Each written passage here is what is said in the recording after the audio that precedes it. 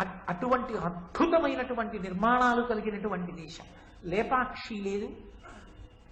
Civil ఇంజనీరింగ్కి ఏమిటో పెద్ద విదేశాల గురించి చెప్తాం. దేవాలయం అంతా ఒక స్తంభం మీదే ఆధారపడుతుంది.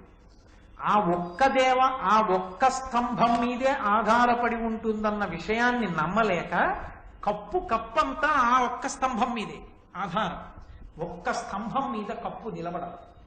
కాబట్టి ఈ స్తంభం కొద్దిగా కలుగుతామన్నారు బ్రిటిష్ వాళ్ళు. కదపండి అన్నారు.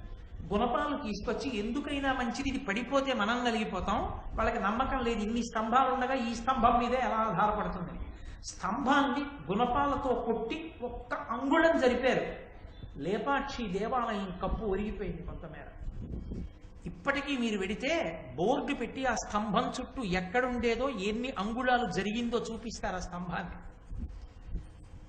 అంత గొప్ప ఇంజనీరింగ్ స్కిల్స్ ఉన్న దేశమని మనం చెప్పేటటువంటి బ్రిటిష్ వాళ్ళకి ఇప్పటికి అర్థం కాదు లేపాక్షిలో ఆ స్తంభం మీద అలా ఎలా కట్టారు. అది భారతదేశపు విద్యా వైభవం అంటే. దానికి వారసులం. కాబట్టి ఎందుకు నిర్మించలేడు మయుడు? ఆయనకున్న దేవతానుగ్రహం అటువంటిది.